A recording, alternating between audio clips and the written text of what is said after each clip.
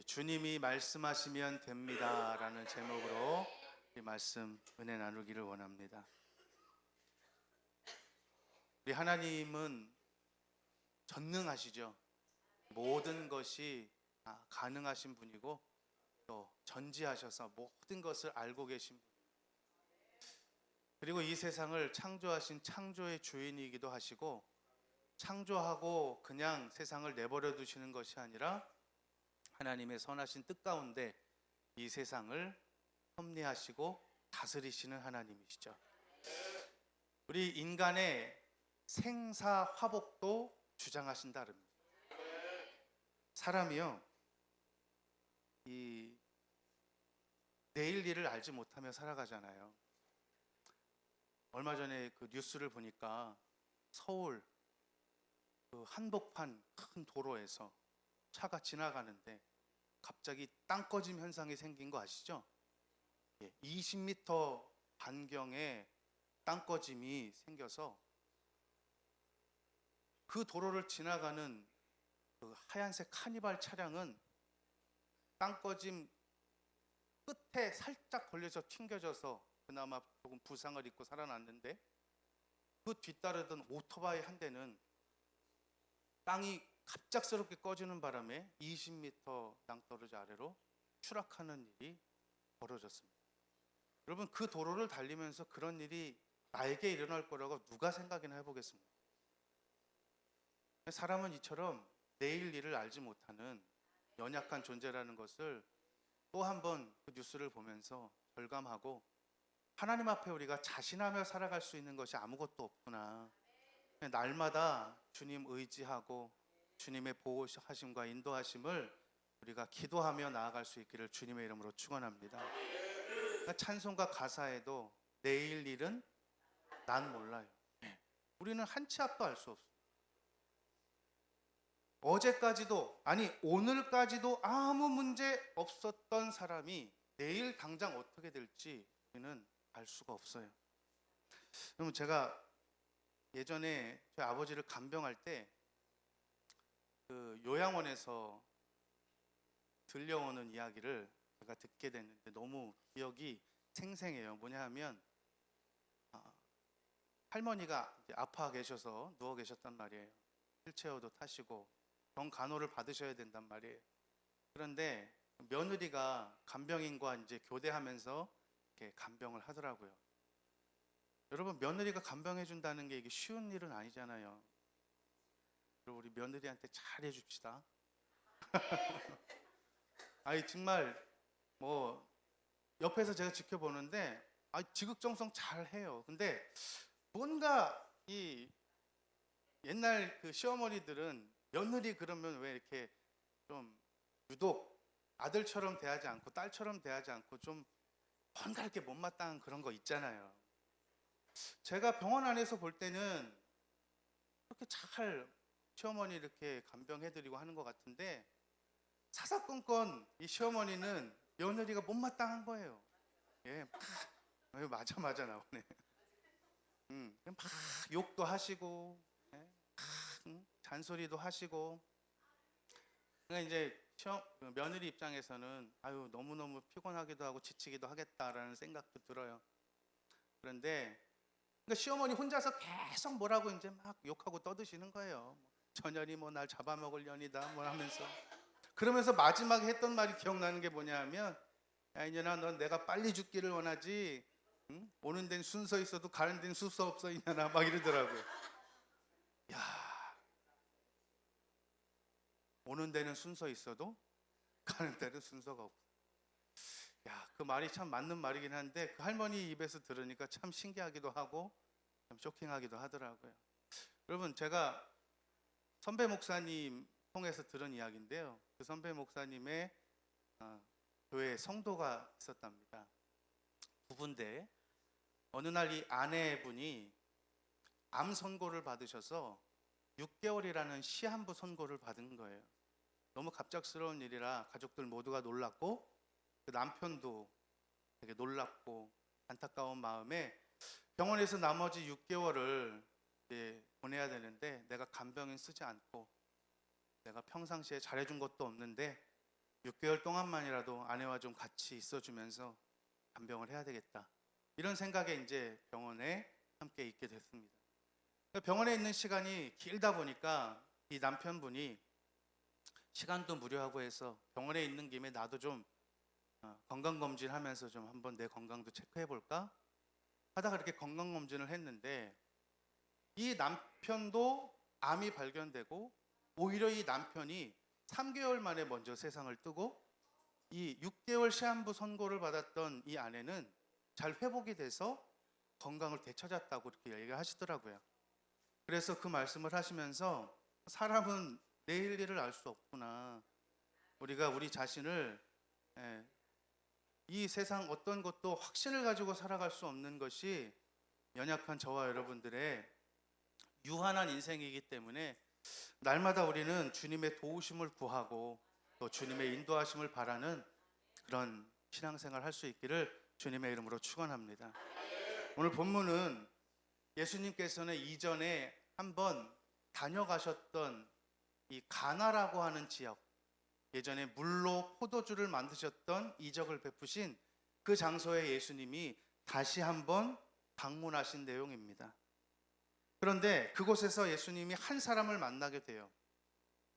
헤롯 왕의 고위 관료였던 신하인데 이 신하는 집이 가나는 아니었습니다.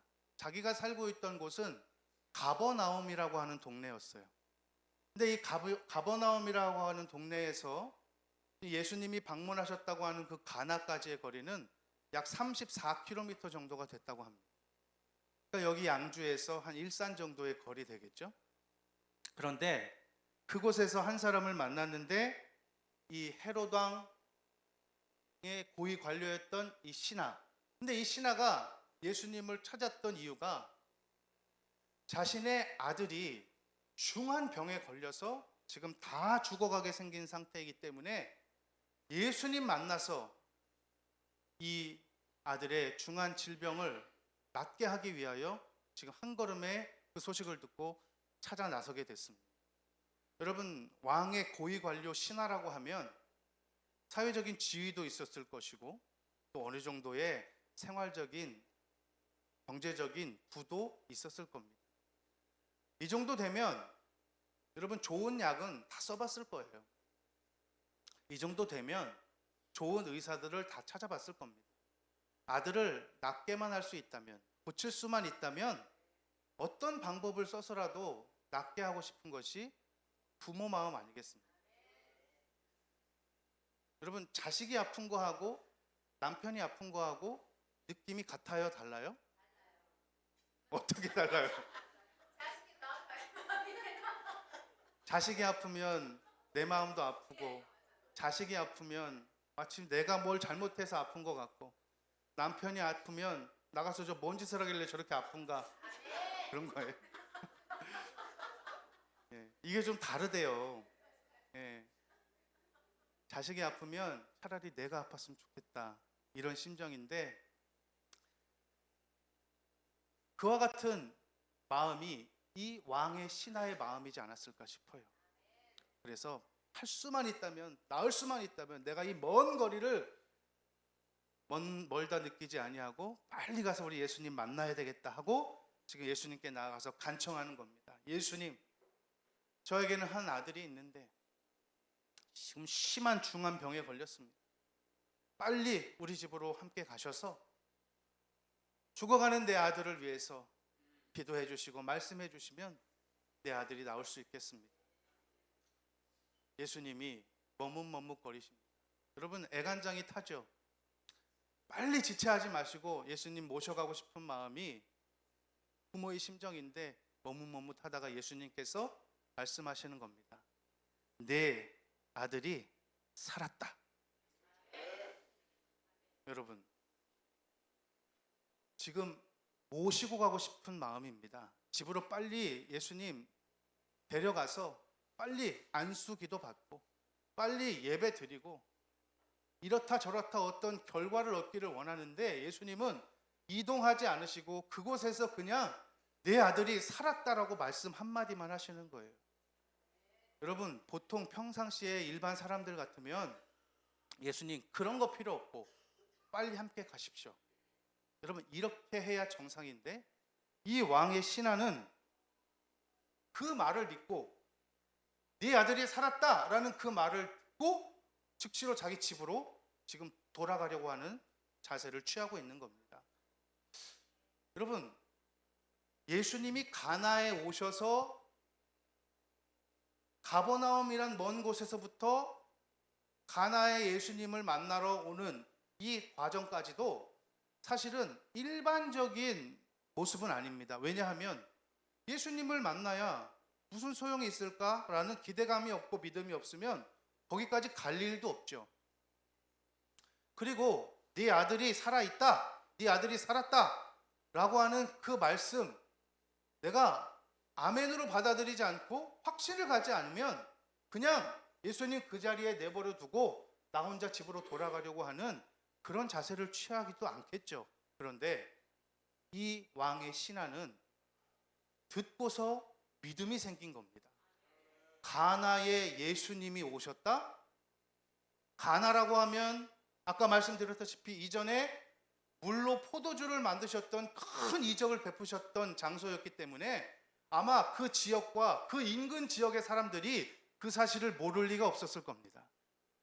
그 소식을 들으니까 물로 포도주를 만드는 일도 말도 안 되는 일인데 그 일을 행하신 분이라면 아니 사람 하나 죽어가고 있는 사람 살리는 것 이거 못 고치시겠나?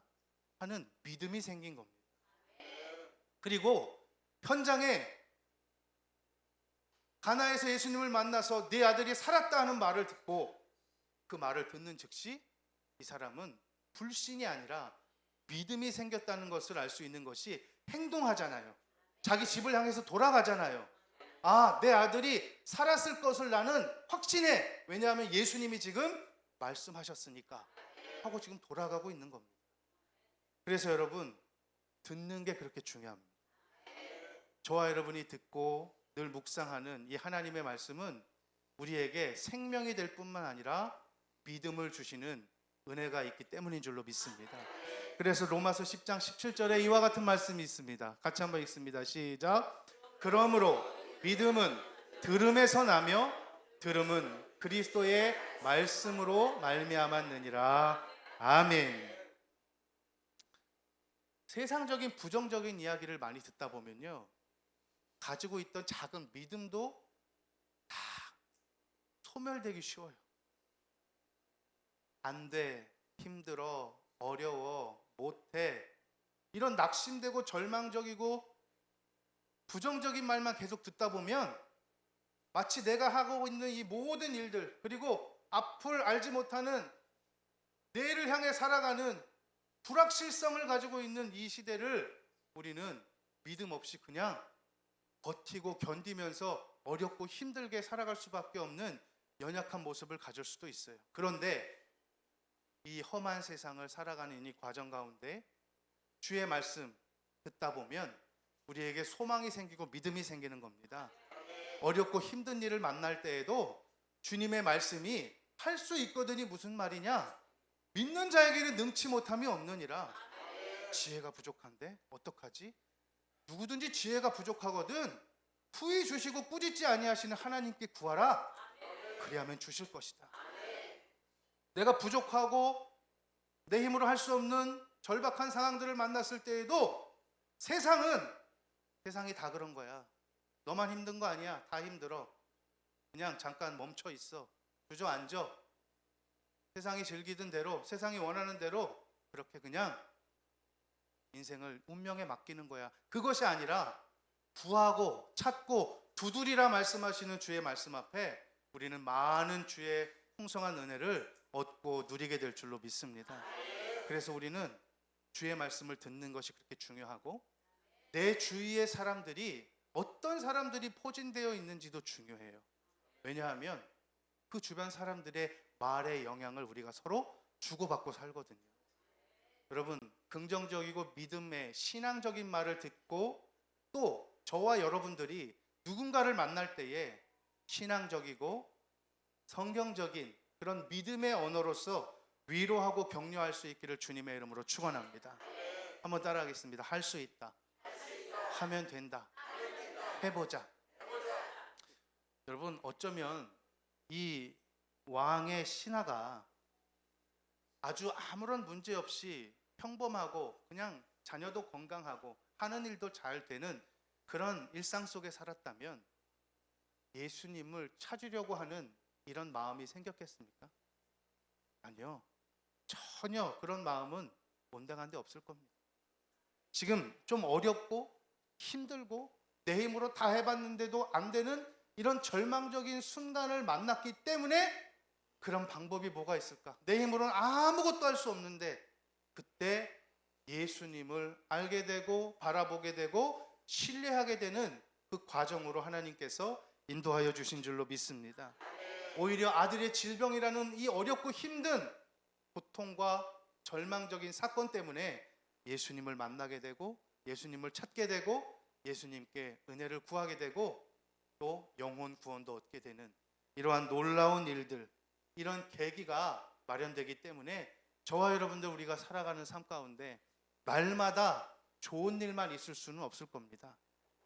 그럼에도 불구하고 우리 앞에 닥쳐질 어떤 고난과 어떤 어려운 일들과 내 힘으로 할 수 없는 그런 절망적인 상황을 만난다 할지라도 우리는 낙심하지 말고 절망하지 말고 다 하나님의 선하신 뜻이 있겠지. 이 일을 통하여 하나님은 복이 되게 하실 거야. 나를 좋은 길로 인도하실 거야 라고 하는 이 믿음과 확신 가지고 살아갈 수 있기를 주님의 이름으로 축원합니다. 그래서 야고보 기자는 야고보서 1장 2절에 이렇게 말씀합니다. 내 형제들아, 너희가 여러 가지 시험을 당하거든 온전히 기쁘게 여기라. 아멘. 왜냐하면 여러 가지 이 시험을 통해서도 하나님은 좋은 일들로 우리를 이끌어 가실 것이기 때문에 그렇습니다. 이 믿음만 있다면 우리가 내 뜻대로 되는 일이 있어도 혹여나 내 뜻대로 되지 않는 일이 있어도 우리는 크게 낙심하거나 절망하지 않을 거예요.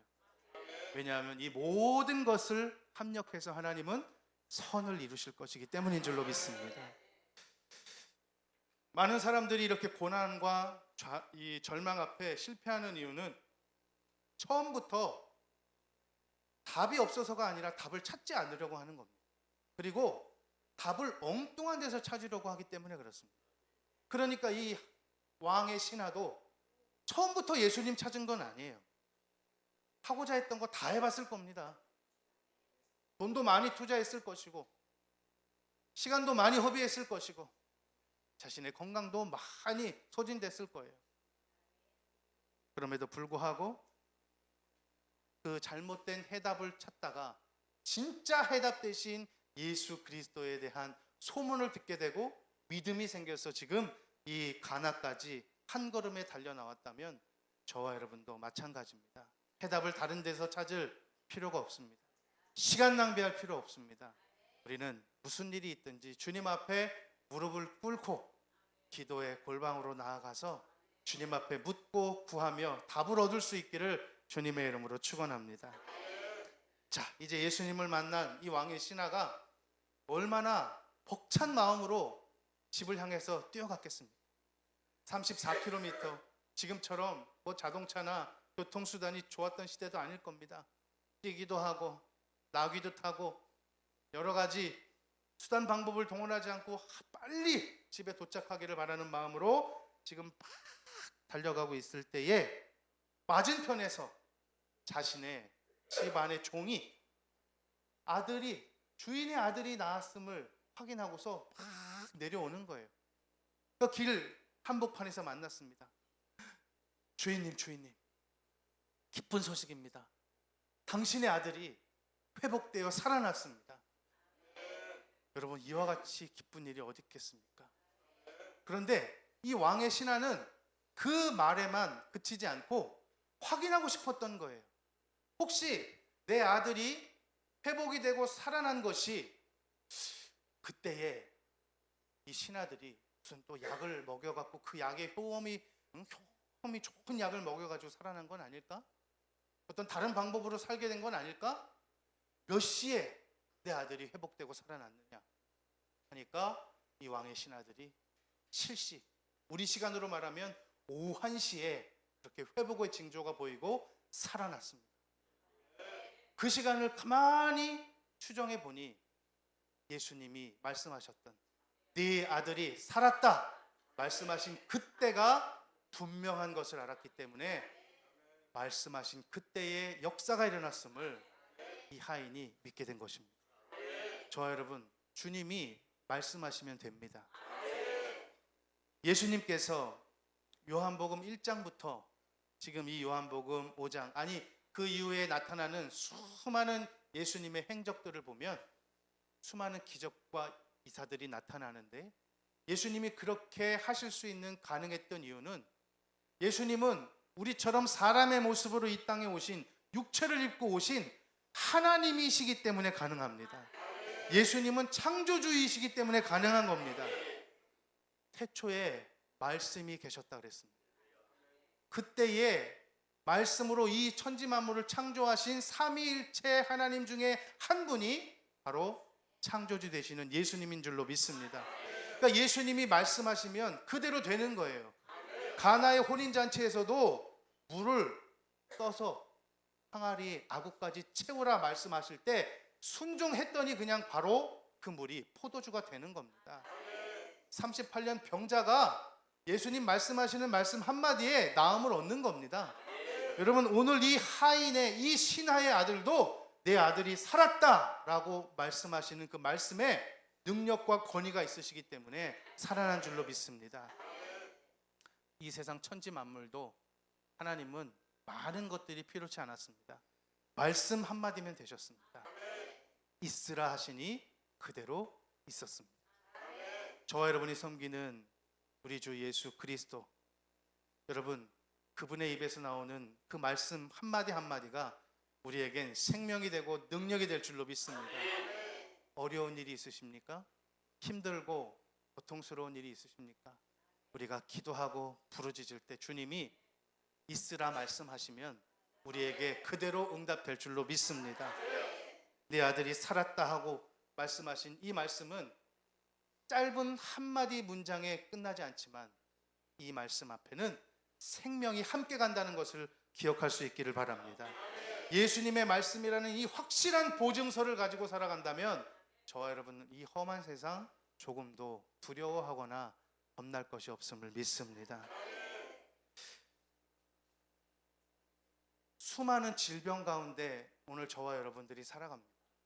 작게는 감기, 독감, 또 위장병, 신경통. 아까도 우리 차운행 하면서 이렇게 어르신 모시고 오는데 아유, 잠깐 1시간 예배 시간 앉아 있는 것도 너무너무 힘든데, 여러분 힘들죠. 연세가 있으시면 특별히 무엇 하지 않아도 힘드실 수 있습니다. 여러분, 이와 같이 우리의 육체적인 몸도 그렇고 영적인 생명도 때에 따라서는 아프고 힘들고 힘들 수도 있습니다. 그때마다 우리는 주님 앞에 간구하고 선포하고 기도할 때 주의 말씀을 기다리는 겁니다. 내 영혼아, 내가 살았다. 내 육체의 병이 나았다. 여러분, 이와 같은 주의 말씀에 확신이 있다면 오늘 저와 여러분들의 영혼과 육체가 회복되고 나음을 얻게 되는 역사가 일어날 줄로 믿습니다. 그래서 오늘 이 말씀을 듣고 우리가 합심해서 기도할 때 다른 많은 기도 제목들보다 주님, 나의 연약한 부분 주님 아시죠? 머리부터 발끝까지 내 연약한 부분을 주님께서 친히 안수하여 주시고 말씀하여 주셔서 나음을 얻을 수 있는 은혜가 있기를 원하고, 두고온 우리 사랑하는 자녀들과 가족들이 병상에 있는 지체들이 있다면 하나님께서 말씀하여 주시고 나음을 얻게 하시고 회복시켜 주시고, 하나님 우리의 육체뿐만 아니라 우리의 영혼도 강건하기를 원하오니 우리의 영혼을 향하여 주님 말씀하여 주시옵소서. 이와 같이 주의 말씀을 의지해서 믿음으로 간구하며 기도하며 나아갈 수 있기를 주님의 이름으로 축원합니다. 우리 이 시간 한번